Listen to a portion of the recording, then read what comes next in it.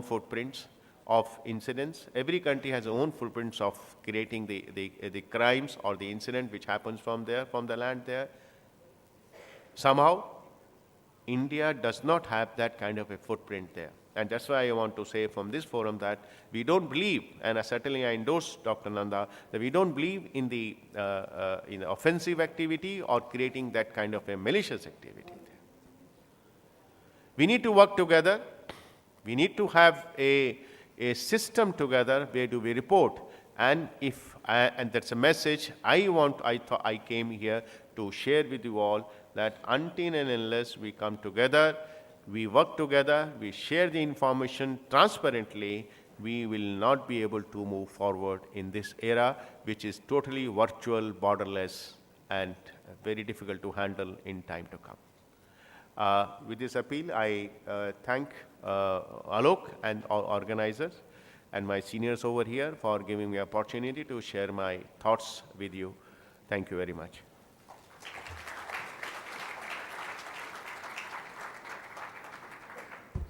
Thank you so very much for joining us, sir. And of course, thank you for enlightening us on various issues. May I now request Shri S.N. Pradhan, IPS IDG Modernization, to please join us on stage, and appreciate sir's presence for joining us on this very, very special day. So may I request you to please join us on stage yet again. Let's put our hands together as gentlemen join us on stage. I'm sure we have more energy than that, ladies and gentlemen. Thank you.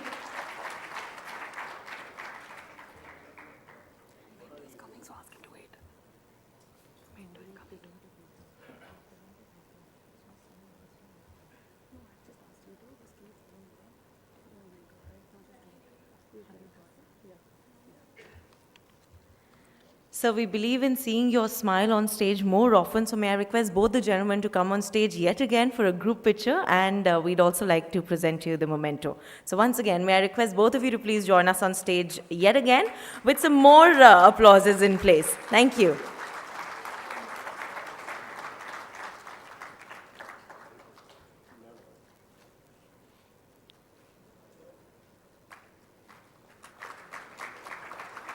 Thank you so very much indeed. Moving on to our next keynote speaker, which is the executive keynote speaker, ladies and gentlemen, on cyber readiness challenges. I'd like to invite on stage Sri Shantanu Ghosh, Vice President, Data Center Security and Managing Director, India, Symantec Corporation. A warm, warm welcome. This cyber threat is one of the most serious economic and national security challenges we face as a nation. There's a strong likelihood that the next Pearl Harbor that we confront could very well be a cyber attack. Our railroad, our bank, our pipeline are all potential targets. We will suffer a catastrophic cyber attack. The clock is ticking.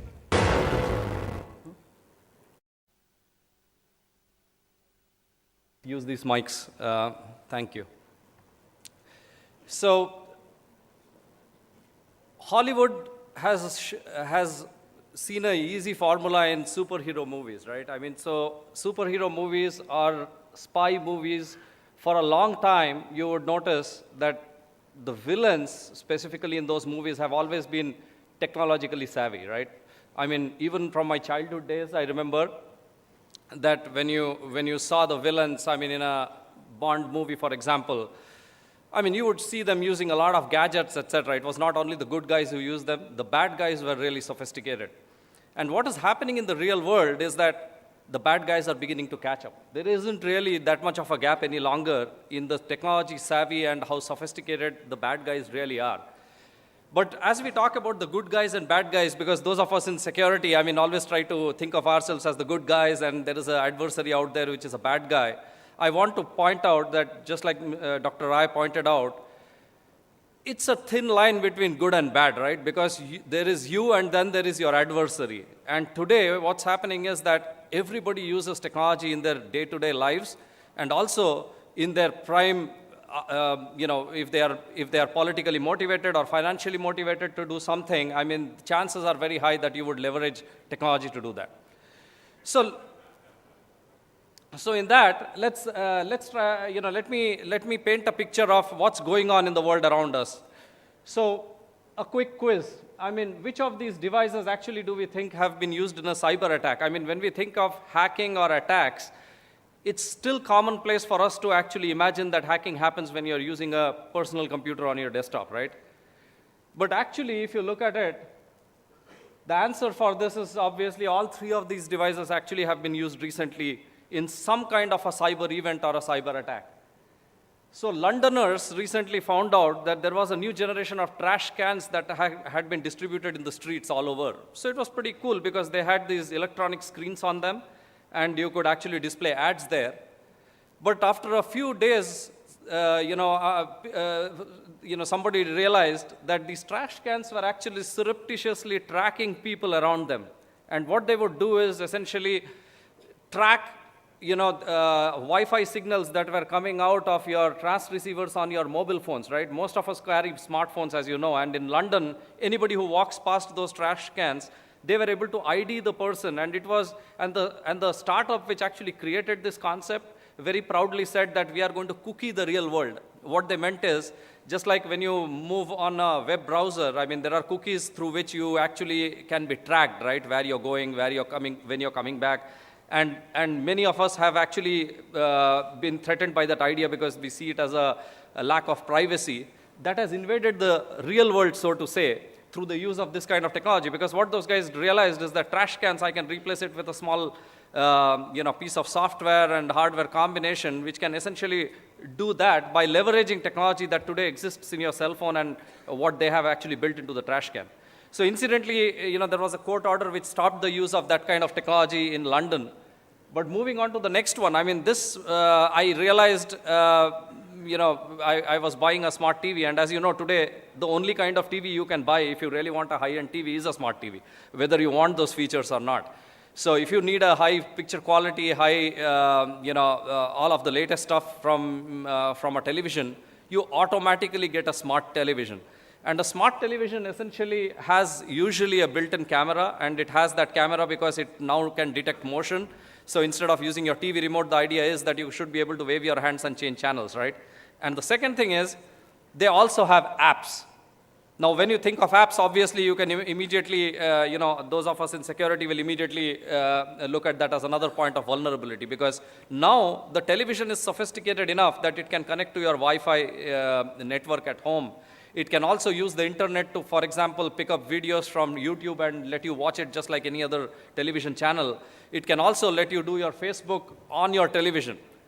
But now that's another point of vulnerability, and it's not a theoretical vulnerability. This has actually been recently not only demonstrated as a vulnerability by being able to take control of your television camera, for example, the camera that exists on your television. In fact, many consumers may not even realize that there is a camera which is looking down on their living room. Now, if you hack into that over the Wi-Fi network, you actually have control of it. But there has been at least one attack as well recorded which actually did that in real life.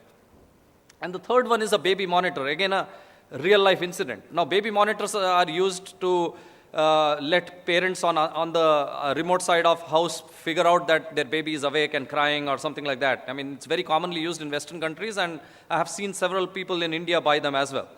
Now, the latest versions of the baby monitor, no surprises, are again internet devices. They connect to the internet and allow you to actually check on the audio video from a remote location on your smartphone. But recently, a couple in Texas suddenly heard weird noises coming in from their baby's room, and when they went to investigate, they realized that there was somebody talking obscenities to their 3-year-old kid. Now, thankfully, the kid was actually sleeping, and secondly, the kid was actually born deaf, so the baby wouldn't have heard. It was mostly for the parents to actually listen in this particular case. But the fact is that somebody had actually hacked into that baby monitor and was watching their kid and also saying these things over a remote connection. So that's the kind of world that we live in today. technology is something that not only the good guys use to get more productive. All of these devices, as you can see, are devices that actually help us do things in a much more simpler fashion, whether it is being entertained, in being able to actually run our daily lives, or even our businesses. But then the same devices also introduce vulnerabilities, and because of the pace at which technology has been moving, vulnerabilities, etc., that keep coming in, newer threat vectors that keep getting created, are constantly being exposed by the bad guys who are equally technologically savvy today. So that, I mean, these are just news items of the same things that I showed you. So there's a guy there trying to use the trash can, not knowing that people can now figure out how far he is moving from that trash can by observing how the range of the signal varies and then gets caught up in another one. Also, it is not necessarily the financially motivated attackers who are always doing things. There are people with political motivations. There are people with nation-state backing who are also using technology, right, to do things that you may find detrimental to your safety. So, for example, recently the Associated AP, which is one of the largest news sources around the world, which a lot of media and publications actually source their news from, their Twitter account was actually hacked very recently, and there was an breaking news which was published at that time, which said that there have been 2 explosions in the White House and that the President of the United States had been injured. Now, immediately the Dow Jones actually crashed as a result of that, because nowadays things happen instantaneously. News spreads fast online, and businesses react immediately to the news. So the Dow Jones actually spiked heavily negative until quickly the White House actually came out and said that there is nothing like that which happened. It's probably a hack attack, which AP then confirmed. And eventually the Syrian Electronic Army, which has been making its presence known in the online world, actually came out and said that they were responsible for it. They subsequently went on to say that they had hacked into the president's election campaign as well. I'll give you yet another incident which shows you the sophistication and how the real world and the cyber world are actually colliding. In my opinion, we now use the term cyber because it's a newer phenomena, we think, but I think over a period of time you'll realize that all crime, in fact, you don't have to really say cyber crime, because most of the kinds of crime and espionage in the real world will always have a cyber component to it. So in this particular case, a French company, and the illustration there is of a personal assistant of a vice president of a French company received an email, and while she was looking at that email, it was an attachment of an invoice of some kind. She got a call from a person who was speaking in perfect French, claimed to be a vice president of a different department, calling up to say that, hey, you should open up this invoice quickly and look at it and then take some follow-up actions. And when she did that, she got infected. And this was a targeted attack. And essentially, as you can see, this was a combination attack. And we called it Francophone because, we saw this all over France. So there was a group doing very targeted attacks to companies to steal information. And the first way in which they got them infected so that they could take control of those computers was by not only using a malware in those emails, but following up on the telephone. So this was a combination of real life and cyber coming together to actually create a targeted crime where they were fairly successful because they went around to 5 or 6 different companies and they probably were able to steal a whole bunch of sensitive information from those computers. So if you look at just the month of September, as one of the large security companies, we track what's going on in the cyber attack, cyber world. And so just in the month of September, we noticed that on just September 4th, there was a targeted attack against companies which used the G20 summit, which was going on in St. Petersburg, to actually get some of the people in those organizations targeted and pull off information. On September 6th, we noticed yet another new banking Trojan, which was sophisticated enough and was specifically targeting a set of user community by not only actually, stealing credentials, but also making them download something on their mobile phones so that it could even intercept the second level two-factor authentication. As you know, most of the banks nowadays, they will send you a one-time password on the mobile phone. So this attack essentially not only actually was, trying to steal your credentials from your personal computing site, but also had a way by which they could actually pick up that second factor from your mobile device and use a combination of mobile and desktop to be able to actually steal your credentials and transfer money. On September 9th, again, the people with cybercrime, motivations of cybercrime are very up to date with their news. And this one shows that they use current events to their advantage. So the G20 summit was a current event that was happening, and they used it to actually get people infected. That was a similar one where the chemical attack in Syria, that was used to essentially post some malicious code and get people infected so that they could do an incursion into their systems, and then thereon go to either surreptitiously see what was going on within the network or to steal stuff. Similarly, there have been several. So if you look at all of this, what I'm trying to illustrate, I don't need to describe each one of them in great detail, but the idea is that even in the course of a month, there were several very targeted and sophisticated attacks that specifically actually focused on a particular category of victims. These were not the kind of attacks that you would see in the past. In the past, there would be attacks where you created viruses which you just threw out in the wild, infecting thousands and hundreds of thousands of computers in the world. It was like a fisherman going out with a net. Right now, these guys are fishing for a very specific fish. So they know who they are after, they are very motivated, and they also are very targeted. So each one of them, there were examples of 6 targeted attacks which use sophisticated real world and cyber world assets together to get to their goals. And as you can see here, the victim community is no one country or one group of people. The attackers are also motivated in various different ways. So in some cases, the attackers have political motives. Others, there is some clear state backing behind it. And in other cases, they continue to be financially motivated. And then there are, of course, we should not forget the anarchists. I did see somebody with an anonymous mask roaming around with a plastic gun sometime back here. So I don't know where he is now. But that is one of the trends that all of us are seeing around the world.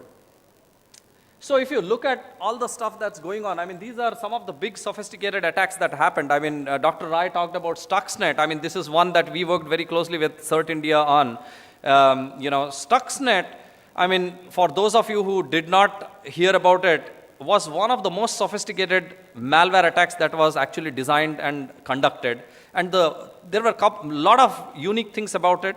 So for example, a typical virus, if I were to use the analogy of a unsophisticated explosive device that many of the terrorists use today, then Stuxnet was like a sophisticated cruise missile in its level of advancement, because the code, when we actually reverse engineered it, we realized that it was really, really sophisticated. And that is the reason we immediately knew that it was heavily funded and also potentially state-backed, because that kind of sophisticated resources were not really available to the general set of attackers at that time, at that point in time. Now this one also demonstrated how you could not only use malware to steal or to destroy information assets, but you can actually destroy something in the real world. Because in this particular case, Stuxnet, it's pretty much through circumstantial evidence, is clear at this point in time that it was meant to attack the centrifuges which was being used in Iran at that moment in time, right? And it successfully destroyed that and put back that entire program by almost a year.